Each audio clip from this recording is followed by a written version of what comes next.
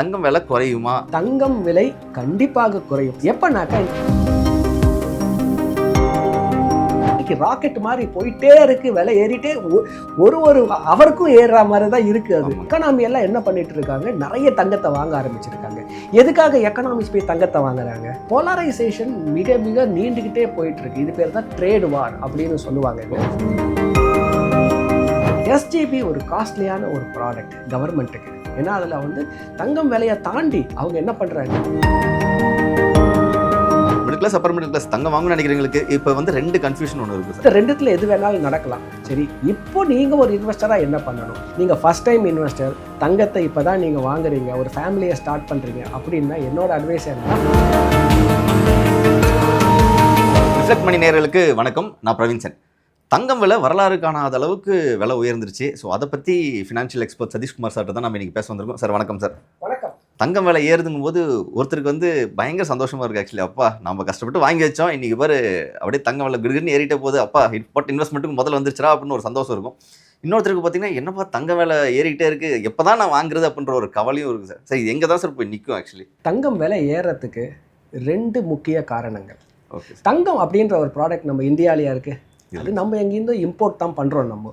சரி, இம்போர்ட் பண்ணாலே நீங்கள் என்ன பண்ணணும்னா அந்த டாலரில் தான் வாங்கணும். ஸோ தங்கம் அப்படின்றது ஒரு டாலர் டினாமினேஷன் ப்ராடக்ட்.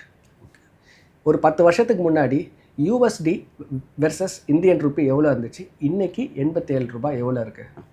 ஒரு 40 வருஷம் முன்னாடி எவ்வளோ இருந்தது, இன்றைக்கி எவ்வளோ இருக்குது. பார்த்தீங்கன்னாக்கா தங்கம் விலை ஏறிட்டே போகுது, அது ஒரு பக்கம் வச்சுடுங்க.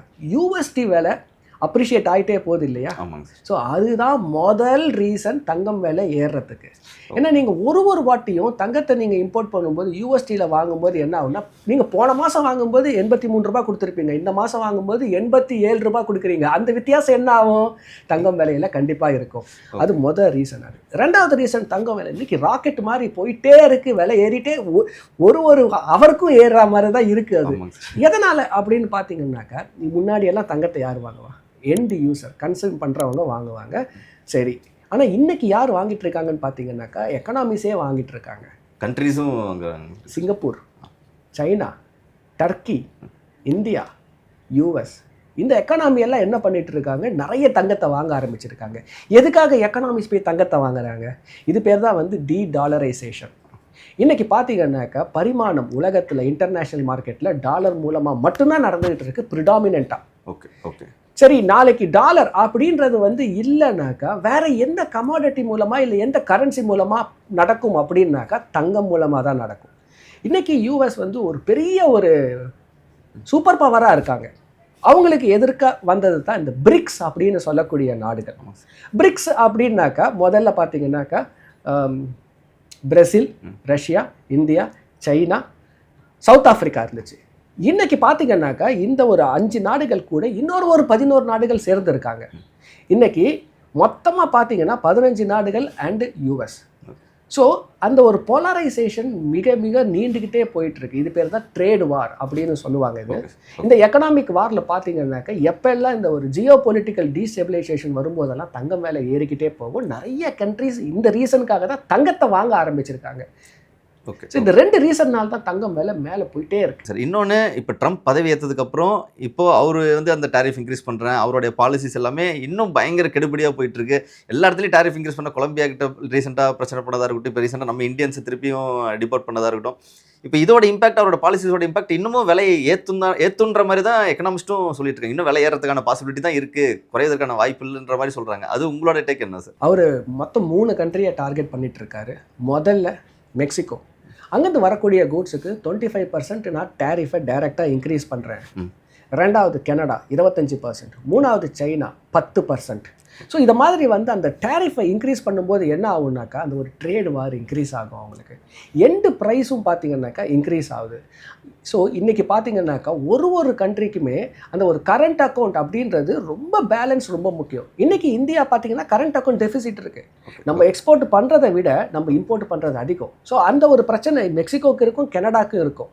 அவர் என்ன சொன்னாருனாக்கா, சரி நான் 30 நாளைக்கு டெம்பரவரியாக ஸ்டாப் பண்ணி வைக்கிறேன்னாரு. அதுவே ஒரு நல்ல விஷயம். ஸோ அந்த ஒரு சாங்ஷன்ஸ் வந்துடுச்சுனாக்கா தங்கம் விலை இன்னமும் ஏறத்தான் செய்யும். மிடில் கிளாஸ்க்கு இருக்கக்கூடிய middle class upper middle class தங்கம் வாங்கணும்னு நினைக்கிறவங்களுக்கு இப்போ வந்து 2 கன்ஃபியூஷன் ஒன்று இருக்குது சார். ஒன்று வந்து சரி ஓகே தங்க விலை ஏறிக்கிட்டே போகுதுன்னா அப்போ நான் இப்பயே வந்து தங்கத்தை வாங்கி வச்சிடவா அப்படின்னு யோசிப்பாங்க. ஒருவேளை இப்பயே வாங்கி வச்சுட்டு நாளைக்கு டக்குன்னு தங்க விலை இறங்கிருச்சுன்னா அப்போ எனக்கு லாஸ் தானே அப்படின்னு எக்ஸ்பெக்ட் பண்ணுறவங்க இருக்காங்க. சப்போஸ் நாளைக்கு விலை குறையும் சொல்லி வெயிட் பண்ணுவாங்கல்ல, ஆனால் விலை குறையாது அவங்களுக்கும் லாஸ் ஆகுது. ஸோ இப்போ வந்து இப்போ கோல்டில் நான் இன்வெஸ்ட் பண்ணோம் அப்படிங்கும்போது இப்போ இந்த பக்கம் வந்தாலும் இப்படி சொல்கிறீங்க, இந்த பக்கம் வந்தாலும் இப்படி சொல்கிறீங்களே, இப்போ நான் என்ன கோல்டுக்கு நான் இன்வெஸ்ட் பண்ணணும்னா நான் இப்போ என்ன தான் பண்ணுறது அப்படின்ற ஒரு கொஷின் வந்து இருக்குங்க சார் மக்கள் மத்தியில். தங்கம் விலை எப்பவுமே வந்து ஏறிக்கிட்டே போகும்னு நினைக்கவே கூடாது. ஓகே, தங்கம் வந்து ரிட்டர்ன்ஸ் கொடுக்காத ஒரு 7 வருஷம் தொடர்ந்து ரிட்டர்ன் கொடுக்காத பீரியடும் இருக்குது. 2011 2017 வரைக்கும் தங்கத்தில் பெரிய ரிட்டர்ன்ஸே கிடையாது. Okay okay. ஸோ அது மாதிரியான ஒரு பீரியடும் இருக்குது. எப்போ ஒரு பொருள் வந்து அதிகமான வேல்யூவேஷனுக்கு போதோ அப்போ 2 விஷயம் நடக்கும். ஒன்று டைம் கரெக்ஷன்னு சொல்லக்கூடியது, ஒரு லாங் பீரியட் ஆஃப் டைமுக்கு அந்த விலை ஏற்றம் இல்லாமல் போயிடும். 2வது ப்ரைஸ் கரெக்ஷன். ஒரு வேல்யூவேஷன் அதிகமாக போயிடுச்சு அப்படின்னாக்கா அதுக்கு டிமாண்டு கம்மியாயிடும், சடசடன்னு அந்த ஒரு ப்ரைஸ் என்ன ஆகும், கம்மியாக ஆரம்பிச்சிடும். அது இந்த 2த்துல எது வேணாலும் நடக்கலாம். சரி, இப்போ நீங்கள் ஒரு இன்வெஸ்டராக என்ன பண்ணணும்? நீங்கள் இன்வெஸ்டர் அப்படின்னாலே 5 வருஷத்துக்கு அடுத்து என்ன ப்ரைஸ் அப்படின்றத மறந்துடுங்க. ஓகே, நீங்கள் என்ன பண்ணுங்க, ஏதோ காசு இருக்குது அப்படின்னாக்கா அந்த ஒரு சேவிங்ஸில் சர்ப்ளஸில் ஒரு 20% இல்லை ஒரு 15% தங்கத்தில் இன்வெஸ்ட் பண்ணுங்கள். 5 வருஷம் அப்படின்ற ஒரு வியூ வச்சுக்குங்க. 5 வருஷத்தில் மேலே போனாலும் சரி கீழே போனாலும் சரி நீங்கள் வந்து என்ன பண்ணக்கூடாது, அதை பார்த்து குழம்பிக்கக்கூடாது. அப்படி இருந்தீங்கன்னாக்கா கண்டிப்பாக தங்கம் ப்ரைஸ் வந்து எப்போவும் ஒரு 10% மேலே போயிட்டே தான் இருக்கும். இப்போது நீங்கள் சொன்னபடி நான் வந்து ஃபிசிக்கல் கோல்டாக வாங்கிக்கிறது பெஸ்ட்டாக இல்லை இன்வெஸ்டராக நான் வந்து எஸ்ஜிபி இந்த மாதிரி இடிஎஃப்ல போகிறது பெஸ்ட்டாங்க சார்? இன்னொன்று எஸ்ஜிபி பற்றி சொல்லணும்னா எஸ்ஜிபி வேறு இனிமேல் கிடையாது அப்படின்ட்டாங்க. இப்போ இந்த இன்வெஸ்ட்மெண்ட்ஸில் வரும்போது நான் எதங்க சார் பார்க்கலாம்? நீங்கள் ஃபஸ்ட் டைம் இன்வெஸ்டர், தங்கத்தை இப்போ தான் நீங்கள் வாங்குறீங்க, ஒரு ஃபேமிலியை ஸ்டார்ட் பண்ணுறீங்க அப்படின்னா என்னோட அட்வைஸ் என்னென்னா ஃபிசிக்கல் கோல்டு தான் first. Okay, touch and feel அப்படி இருக்கும். உங்கள் ஒய்ஃபுக்கு ரொம்ப ஒரு சந்தோஷத்தை கொடுக்கும் அது. அஃப்கோர்ஸ் நீங்கள் அதில் வேஸ்டேஜை லூஸ் பண்ணுறீங்க, அஃப்கோர்ஸ் நீங்கள் என்ன பண்ணுறீங்க, ஜிஎஸ்டியை பே பண்ணுறீங்க 3%. பட் ஸ்டில் அந்த ஒரு டச் அண்ட் ஃபீலுக்காக உங்களால் ஒரு ஃபஸ்ட்டு ஒரு 100 கிராம்ஸோ அது வரைக்கும் என்ன பண்ணுங்கள், ஃபிசிக்கல் கோல்டாக வந்து காயின்ஸாக வாங்குங்க. அதுக்கப்புறம் என்ன பண்ணுங்கள், ஓரளவுக்கு நான் இப்போ வந்து ஃபிசிக்கல் கோல்டு அக்யூமுலேட் பண்ணிட்டேன், அதுக்கப்புறம் என்ன பண்ணுங்கள், கோல்டு இடிஎஃப்ஸ். ஓகே, ஏன்னா கோல்டு இடிஎஃப்ஸில் வேஸ்டேஜை அவாய்ட் பண்ணுறீங்க அண்ட் ஜிஎஸ்டி அவாய்ட் பண்ணுறீங்க. தங்கம் கொடுக்கக்கூடிய அதே அளவுக்கான ரிட்டர்ன்ஸு உங்களுக்கு இங்கேயும் கிடச்சிடுது. நீங்கள் ஒரு பேச்சுலர் அப்படின்னா நீங்கள் ஃபிசிக்கல் கோல்டே வாங்க வேணாம், டைரெக்டாக நீங்கள் என்ன பண்ணிடலாம், இடிஎஃப்லேயே வாங்கிடலாம். நீங்கள் இந்த கோல்டு பீஸ்ன்னு சொல்லக்கூடியது இது ஒரு பெரிய ஒரு அட்வான்டேஜ். இன்றைக்கி அது எப்போ வேணாலும் லிக்விடேட் பண்ணிக்கலாம். நீங்கள் தங்கத்துக்கு நிகரான அந்த ஒரு வேல்யூவேஷன் கிடச்சிடும். இது 2வது. 3வது எஸ்ஜிபியை பற்றி நீங்கள் கேட்டீங்க.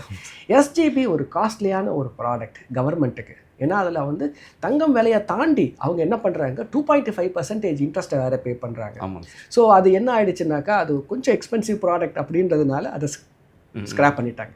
Okay sir. சார் இப்போ எனக்கு இன்னொரு டவுட் என்னன்னா, இப்போ அதை ஸ்கிராப் பண்ணியிருக்காங்க, பட் ஆனால் எக்ஸிஸ்டிங் எஸ்ஜிபிஸ்லாம் இருக்கும் இல்லைங்க சார், அது வந்து நம்ம வேணும்னா வாங்கிக்கலாம் இல்லைங்களா? செகண்டரி மார்க்கெட்டில் கண்டிப்பாக நீங்கள் வேணும்னாலும் வாங்கிக்கலாம் நீங்கள். Okay okay. அது ஆக்சுவலி அது வந்து ட்ரேட் ஆகிட்டே இருக்கும்.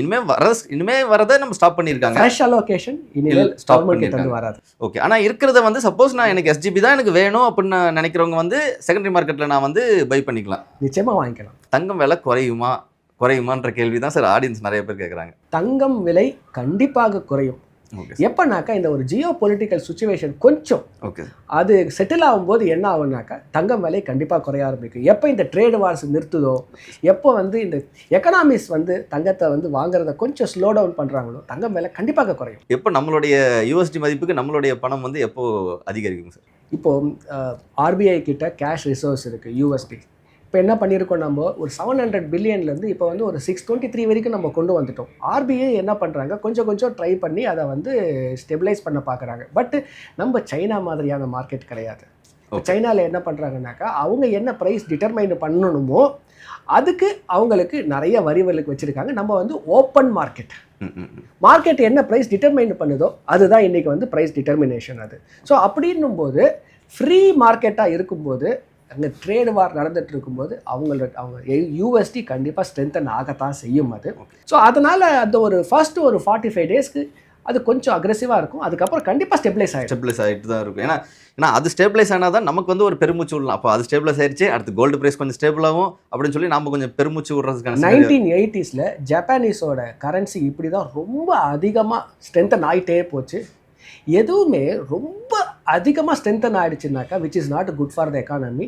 ட்ரம்ப்புக்கு இருக்கக்கூடிய அட்வைசர் எக்கானமிஸ்ட்டுக்கும் இதுக்கு நல்லா தெரியும். இது ஓகே ஒரு 45 நாள் டைம் கொடுத்தீங்கன்னா இந்த பிப்ரவரிக்கு அப்புறமா வரக்கூடிய ஒரு நாட்களில் கண்டிப்பாக இது கூல் டவுன் ஆகும். Sir thank you so much sir. ஏன்னா கோல்டு பற்றி எல்லாருக்குமே வந்து இந்த விலையேற்றம் வந்து மிகப்பெரிய ஒரு கவலை கொடுத்துச்சு. வாங்கினவங்க மட்டும்தான் உண்மையாலுமே சந்தோஷமாக இருக்காங்க இப்போது. ஸோ அதை பற்றி நீங்கள் நிறைய எக்ஸ்ப்ளனேஷன் கொடுத்தீங்க. Thank you so much sir. Next வீடியோவில் நான் திரும்பி உங்களை இன்னும் நிறைய கேள்விகளோடு வரேன் sir. Thank you so much sir. நன்றி.